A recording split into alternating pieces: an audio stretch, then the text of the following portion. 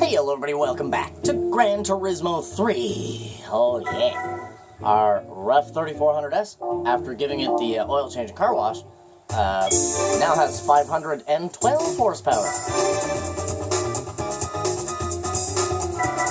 So we actually have over 500 horsepower now. Same as the other two, 7,500. No limits. Rome, Special Stage 5. Grand Valley, Rome Circuit 2.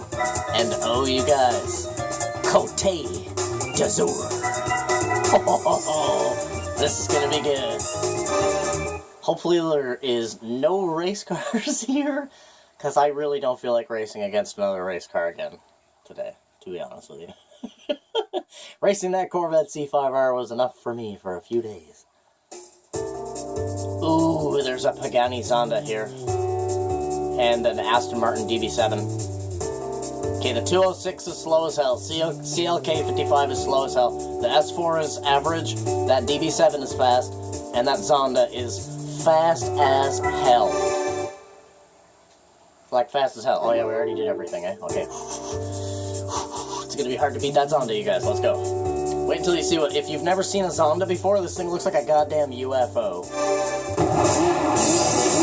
Holy loudness. Some loud-ass cars, man. Holy crap. I can barely even hear myself talk. The Pagani's in the front there, that weird-looking silver car. When I first played this game and I first saw that car, dude, whoa, shit. I literally immediately fell in love with the Pagani Zonda. Like in real life as well. I wanted to see pictures of what it looked like in real life and stuff like that. And... oh, man. Oh, shit. For a little while, my brain had begun considering the Pagani Zonda to be the prettiest car to my brain. You know what I mean? Like, everybody likes a specific type of car.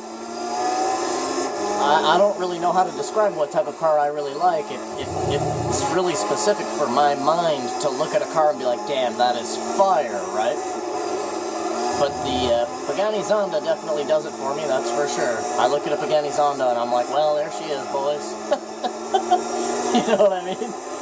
There she is. It's one of the prettiest cars on the planet. I still prefer the Jaguar XJ220. Like, a Viper is my favorite car. Whoa. A Viper is my favorite car. Honda is my favorite brand.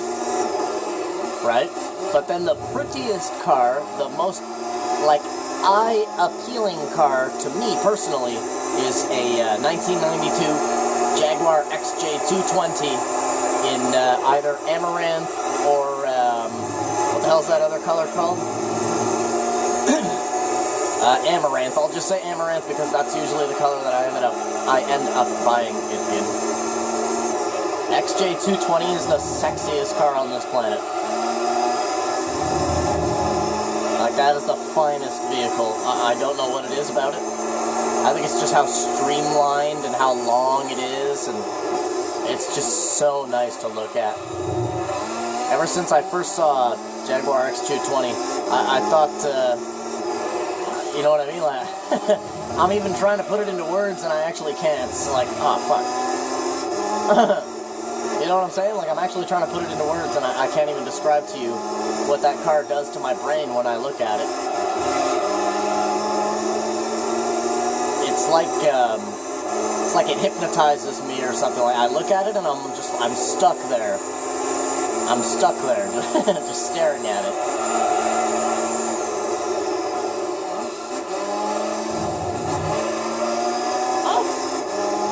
Easy.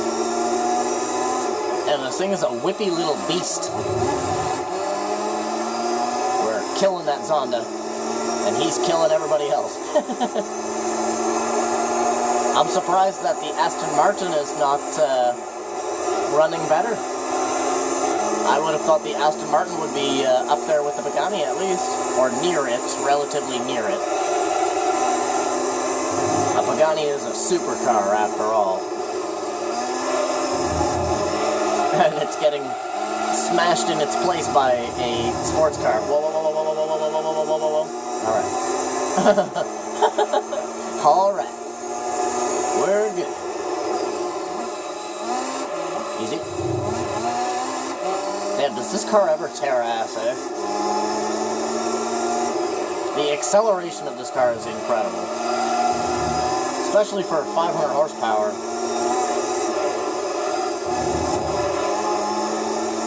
Feels like this car has like 650.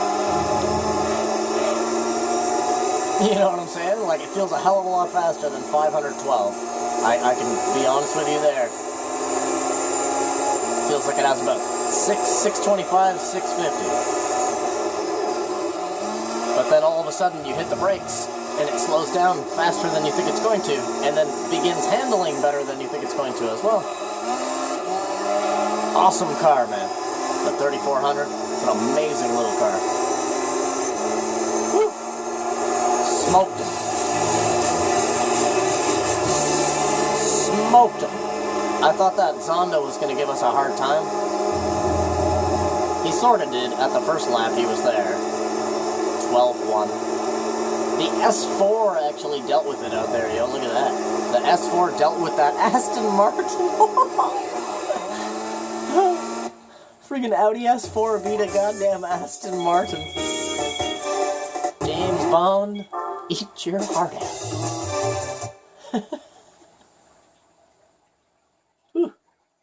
So as always, we'll do the first 3 races in this episode, and the last 2 races, and the, the prize and all that stuff in the second part. Nice. SS, you guys.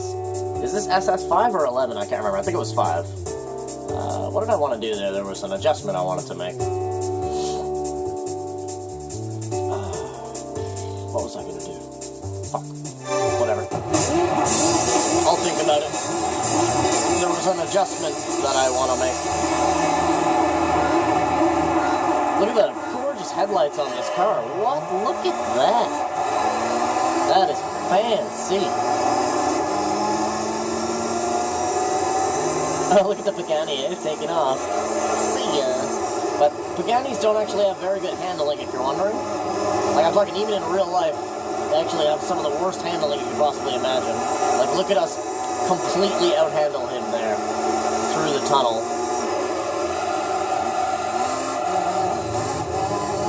Most supercars, you'd be surprised to learn that most supercars have the worst handling out of any cars in the world. If anybody doesn't know that, supercars are only good in video games. In real life, they really cannot handle shit, man. You have to do like a 5-point turn to get out of a friggin' parking space. In like a LaFerrari or something like that? Oh, man. Just to drive through a parking lot slowly in that car must be a nightmare. The turning radius on that is only like maybe 8 degrees or something like that? 8 or 9 degrees? You have to do a 3-point turn just to park the fucking thing. Well, unless you, go and get some stuff done to it. If you go and get some crazy-ass suspension that allows your tires to actually turn more than fucking 9 degrees. And I'm not kidding either. Go and type it in on Google, it'll blow your mind. Supercars are stupid to buy. They just look really nice. They're super expensive. They'll get you laid pretty much every day of the week. But that's about as far as they go. In terms of, like, racing, track racing, man, supercars suck ass in real life. They truly do. I've watched enough racing to know that. They're not built to actually race like that. They have a shit ton of horsepower. They're awesome in a straight line. Put a Ferrari FXX or a Bugatti Veyron or something in a straight line. You bet your ass they friggin' they hustle up. But throw in a couple of turns and, man, you could friggin' toast a Bugatti in an Audi S4, for example. Just throw in a couple of turns and the Audi will make its way by the Bugatti.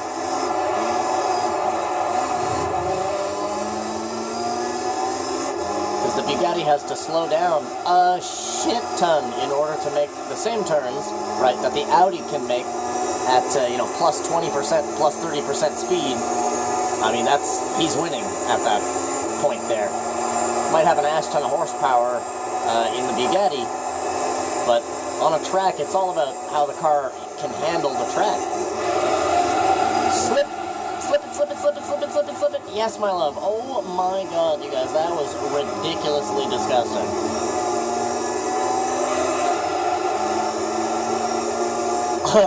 I was just waiting for the nose to touch the wall, and then it would have, done that to us, which would have made me crash, probably. But we literally, like, man, if I had, taped a marker to the front of my car, we would have just drew a big line along the whole guardrail there.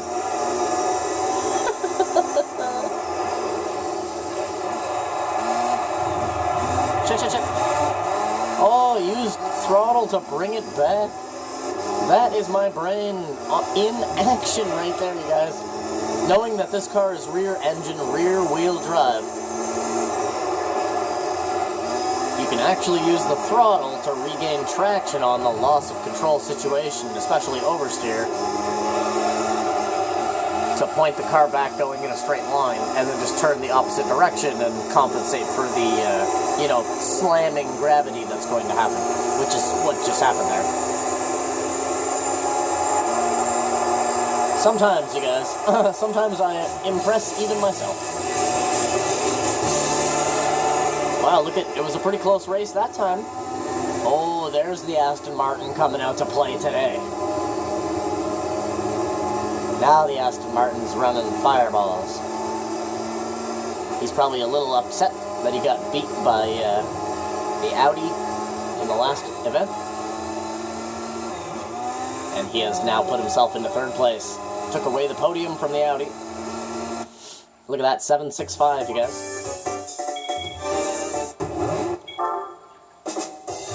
I love these 3 championships here because there's always such nice cars that arrive to do these races. Because, what should we bring, you know?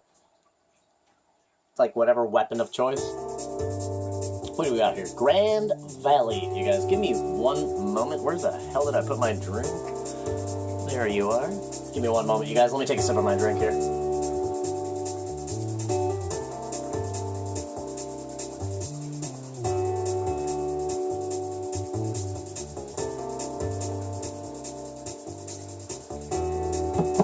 Okay, I was a lot thirstier than I thought I was.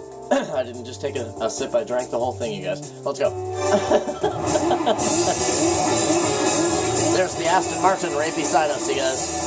The Aston Martin is starting right beside us. Kick it, Aston Martin, kick it. Oh, he's fast. Damn, look at that Audi, you guys. That Audi's fast as hell. Holy crap. The red Audi? Where you going? Where you going? Oh, whoopsie daisy. Should have protected that inside line, my man. Easy. Whoa. Stop. He's right beside me. I gotta watch it. Alright. He backed off. Let me have it. He knows that we got him beat anyways, you know.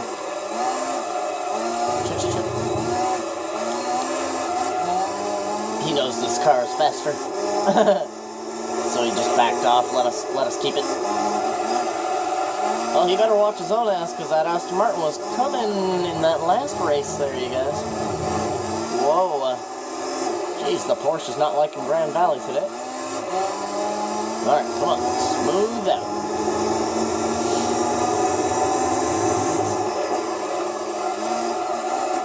That's probably the entire glass of grape juice I just drank. Man, grape juice is what it is. I gotta tell you. Nothing better.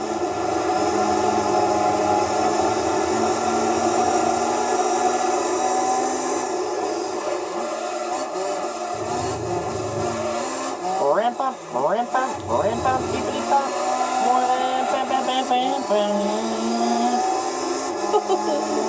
Slippity sliding.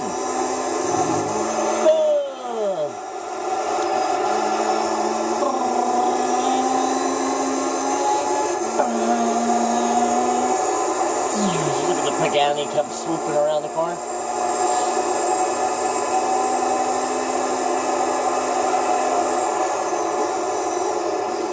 Yeah, this was the first game as well. Gran Turismo 3, was the first game to feature the Pagani Zonda. It was also the first time I had ever even heard of that car as well. I remember, man, I think I said this in a previous episode, but when this game first came out, and I put it into my PlayStation the first time, the very first thing that I did was go to the car dealership and start scrolling through to see what cars were in the game. As does any, Gran Turismo player that really loves this game. If a new one comes out, the first thing that you're going to want to know is what cars are in this game. Woo! Kick it. That's it, my love. Woo! Snappy. Yeah, the first thing that I did was start looking at all the cars. And I got down to Italy. And then I saw Pagani. And then I saw the preview picture of the car. And I was like, what the hell is that? Like, holy crap. That thing is freaking gorgeous. And I clicked on it, and I saw how expensive they were, and I was like, well, I mean, shit. Because in this game, the cheapest one is like $350 or something like that. I think the most expensive one is like $638. You're talking a pretty expensive car here.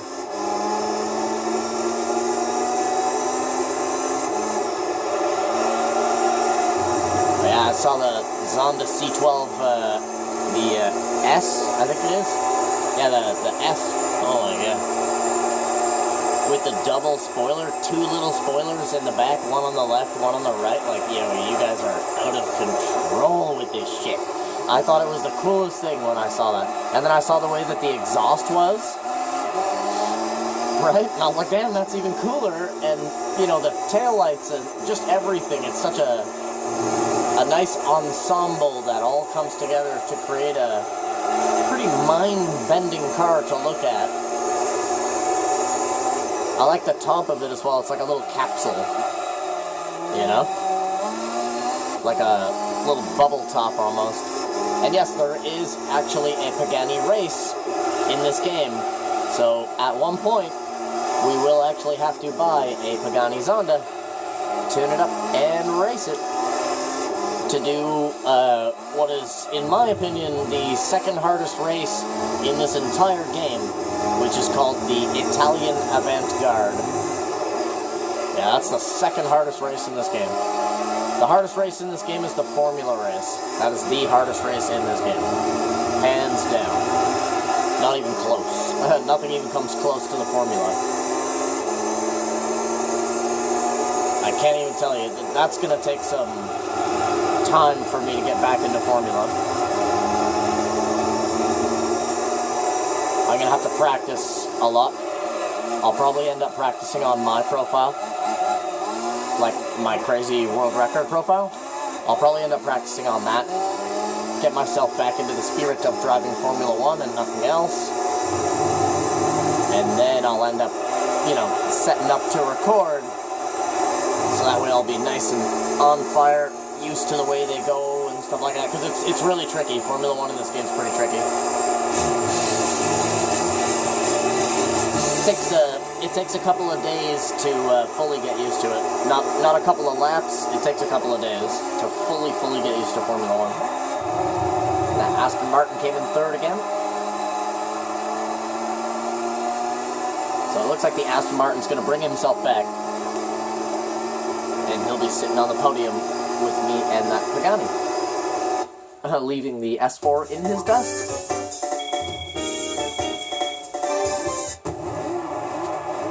That poor little Peugeot, eh? Peugeot 206. Poor guy, man. Let's get a game save. Well, yeah, man, that's the end of race number 3, and you guys know how it goes. The rest of this championship will be uploaded today, right after this, basically. Like, way to You probably won't even have to wait, to be fair. Just refresh your page and the rest of this championship will be there. But, yeah, man, thank you guys for coming out and watching this episode of Gran Turismo 3. Do me a favor, leave a like on the video, maybe subscribe to the channel, and that I freaking love you. And I wish you the total best. Hope you guys have a freaking awesome rest of your day. See you in the next one. Bye. Bye.